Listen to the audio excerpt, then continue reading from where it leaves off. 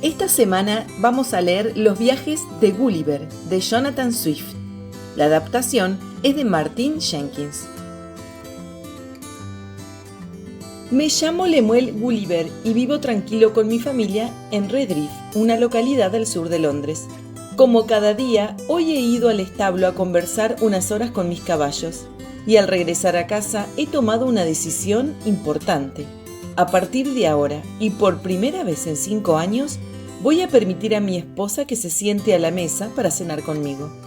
Naturalmente tendrá que quedarse en el extremo más apartado, y yo tendré buen cuidado de rodearme de toda clase de hierbas aromáticas que ahuyenten el insoportable hedor de los yahus. Le permitiré también que me dirija unas pocas palabras. Ahora pienso que hasta podría resistir la vista de alguno de nuestros vecinos, aunque todavía no estoy del todo segura. También he decidido que ha llegado el momento de contar la historia de mis viajes y evitar así que otros la cuenten por mí, pues he oído que podría suceder. Afortunadamente tengo una memoria excelente y fama de sinceridad absoluta, de manera que el lector puede confiar en la veracidad de todos los detalles que voy a referir. Hoy compartimos Viaje a Lilliput. Nací en el condado inglés de Nottinghamshire y a los 14 años me mandaron a estudiar a la Universidad de Cambridge. Al cabo de 3 años empecé las prácticas de cirugía, primero en Londres, después en Leiden, en los Países Bajos, donde completé mis estudios. Después de contraer matrimonio hice algunos viajes como médico naval, pero me cansé del mar y decidí instalarme en el barrio londinense de Wapping, a donde me trasladé con mi mujer y mis hijos. Sin embargo, no me fue bien y volví a enrolarme como médico de barco. El buque al que me incorporé, el Antílope, zarpó de Bristol el 4 de mayo de 1699. Iba rumbo a los mares del sur, pero a principios de noviembre una violenta tempestad desvió el barco hacia el noroeste de Tasmania. El 5 de noviembre, el Antílope topó con un escollo y naufragamos. 6 de los tripulantes conseguimos tomar el bote salvavidas, pero a cabo de unas horas un repentino vendaval nos hizo volcar. Nadé con todas mis fuerzas y al final conseguí hacer pie cerca de una costa muy plana. Cuando alcancé tierra, ya completamente exhausto, me rendí al sueño. Al despertar, ya había amanecido, estaba tendido de espaldas y traté de incorporarme, pero no podía mover ni siquiera la cabeza. Me pareció que estaba atado al suelo por cientos de cuerdas. Por fin, cuando la luz del sol empezaba a herir mis pupilas y hacía ya mucho calor, noté que un ser vivo se subía a mi pierna izquierda y recorría mi cuerpo. Lo seguían de cerca unos 40 seres más. Al mirar hacia mi barbilla había un hombrecillo del tamaño de mi mano, armado con arco y flechas. Asombrado, solté un alarido y todas aquellas criaturas huyeron despavoridas por todo mi cuerpo. Algunas cayeron al suelo y quedaron malheridas, pero la mayoría no tardó en regresar. Forcejeando para soltarme conseguí liberar el brazo izquierdo y de un violento tirón me arranqué las cuerdas que me ataban el pelo, con lo que pude volver un poco la cabeza. Entonces uno de los hombrecillos gritó: «Tolgo Fonak», y al instante fui agredido por cientos de flechitas que me pincharon como otras tantas agujas y me causaron un gran dolor. Inmediatamente decidí que lo mejor sería permanecer tendido y tratar de deshartarme en la oscuridad de la noche, momento que aprovecharía para huir. De pronto oí unos golpes tremendos a mi derecha y vi que estaban construyendo una plataforma. 4 hombrecillos se subieron a ella. El más alto, que parecía una persona de alto rango, me dirigió un largo discurso del que yo no pude entender una sola palabra. Su tono era a veces amenazador y otras amable. Como el lector puede imaginar, yo estaba muerto de hambre y aunque fuera grosero de mi parte, se lo indiqué al personaje importante señalándome la boca con insistencia. Él lo entendió enseguida y ordenó que me trajeran comida en abundancia. Todo era diminuto. Me comía las hogazas de pan de 3 en 3, pero delicioso. Luego me trajeron vino en lo que debían ser los barriles más grandes del lugar, y me lo bebí muy a placer. Numerosos hombrecillos me aplicaron en la piel un ungüento que me alivió y curó las heridas de las flechas. Animado por el trato que recibía, les indiqué con gestos que deseaba recuperar mi libertad y les aseguré que no les haría ningún daño. El personaje importante ordenó entonces que me desataran las cuerdas del costado izquierdo y yo, que sentía la vejiga a punto de estallarme, me incliné a un lado para hacer aguas. Los hombrecillos advirtieron enseguida lo que iba a ocurrir y echaron a correr, volviéndose para admirar el ruidoso torrente que estaba produciendo. Saciadas la sed y el hambre, no tardé en caer profundamente dormido, aunque luego supe que habían puesto un narcótico en el vino. Me desperté horas después al notar que algo me cosquilleaba la nariz y me hacía estornudar.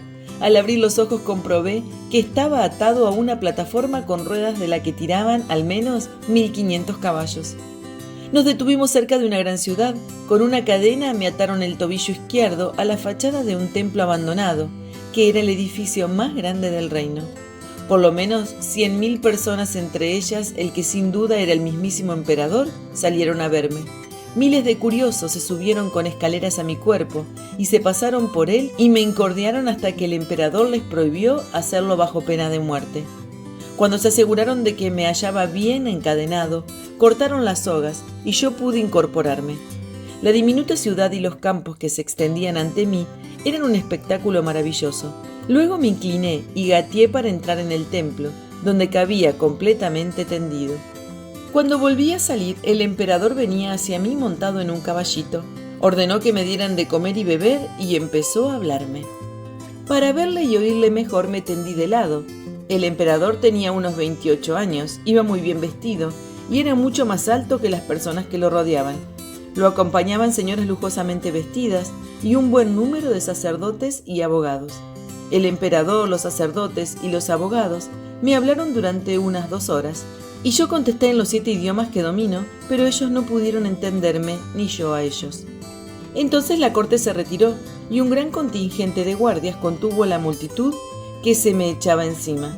Algunos rufianes fueron tan impertinentes que me lanzaron flechas cuando salí a sentarme afuera de mi morada, y una de ellas no me dio en el ojo izquierdo de milagro.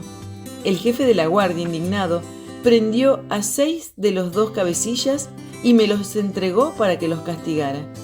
Yo los agarré, me metí a 5 en el bolsillo de la chaqueta y fingí que iba a comerme al 6º. El pobre estaba tan aterrorizado que soltó un grito horrible. Los soldados y la gente se estremecieron, y más cuando saqué mi navaja, pero no tardaron en tranquilizarse al ver que la utilizaba para cortar las cuerdas que ataban al hombre, al que deposité amablemente en el suelo. Después liberé a los otros 5 de la misma manera. Los soldados y la multitud quedaron muy impresionados por lo indulgente que había sido. Cuando se propagó la noticia de mi llegada, vino a verme una gran cantidad de gente. Todo el mundo dejaba de trabajar y el país entero estaba a punto de quedar paralizado. El emperador ordenó que todos los que ya me hubieran visto volvieran a sus casas. Y dispuso que solo podrían acudir a verme de nuevo si pagaban unos derechos de visita. Con esas tasas se recaudaron enormes sumas de dinero. Entretanto, según supe después, el consejo debatía qué hacer conmigo. Temían que pudiera escapar o que acabara con toda la comida del país y causara una hambruna. Propusieron dejarme morir de hambre o lanzarme flechas envenenadas, pero al final pensaron que sería demasiado complicado deshacerse de mi cadáver, que enseguida empezaría a pudrirse y a apestar, y tal vez desencadenaría una epidemia. Mientras los miembros del consejo estaban reunidos, algunos soldados entraron en la sala para explicarles con cuánta amabilidad había tratado a mis agresores. Esto les impresionó tanto que abandonaron el propósito de deshacerse de mí y decidieron cuidarme apropiadamente. Cada día me alimentaban con 6 vacas, 40 ovejas y una gran cantidad de pan y vino que aportaban las arcas reales. Se designaron 600 personas para atenderme, 300 sastres para hacerme un traje y 6 de los mejores profesores para que me enseñaran la lengua del país. Pronto empecé las clases, hasta el propio emperador venía a ayudarme. Cada vez que aparecía, le pedía mi libertad, pero él me contestaba que debía ser paciente. Era imprescindible que hiciera un juramento de paz y que permitiese que me registraran. Di mi consentimiento para ello y 2 funcionarios del emperador comprobaron si llevaba armas. En su informe enumeraron los siguientes objetos encontrados. Bolsillo derecho de la chaqueta, pieza de tela basta del tamaño de una alfombra. Bolsillo izquierdo de la chaqueta, una caja redonda enorme llena de unos polvos que nos hicieron estornudar. Bolsillo derecho del chaleco, fardo de ciertos objetos finos y planos y blancos, cada uno del tamaño de 3 hombres, atados con cuerdas y cubiertos de trazos negros. Pensamos que es un escrito. Bolsillo izquierdo del chaleco, objeto del que sobresalen 20 postes largos. Pensamos que el hombre montaña se peina con él. Gran bolsillo derecho del pantalón, columna de hierro hueca, de la altura aproximadamente de un hombre, adosada a una gran pieza de madera. De un lado de la columna sobresalen extrañas tallas de hierro. Gran bolsillo izquierdo del pantalón, otra columna de hierro parecida. Bolsillo derecho del pantalón, algunas piezas redondeadas y planas de metal rojo y plateado. Bolsillo izquierdo del pantalón, 2 columnas irregulares negras, cada una de las cuales contiene una enorme plancha de acero en su interior. El hombre montaña explicó que usa una de ellas para cortar carne y la otra para afeitarse. En la parte superior de los pantalones hay 2 bolsillos cerrados a los que no tuvimos acceso. Él los llamó sus faltriqueras y nos mostró lo que había dentro. En la faltriquera derecha había una magnífica cadena de plata con un maravilloso artilugio en un extremo en forma de globo, mitad de plata y mitad transparente.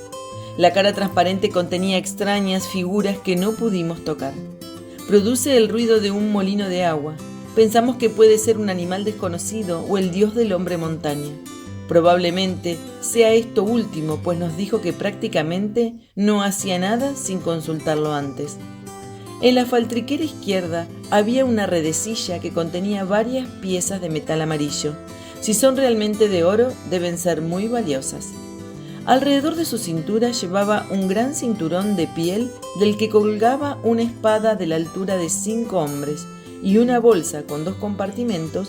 Uno de ellos contenía pesadas esferas de metal del tamaño de nuestras cabezas y el otro un montón de granos negros mucho más pequeños. Firmado Clefven Freelock, Marcy Freelock. Esta historia de los viajes de Gulliver a Lilliput continuará. Este libro, perteneciente a Jonathan Swift, fue adaptado por Martin Jenkins.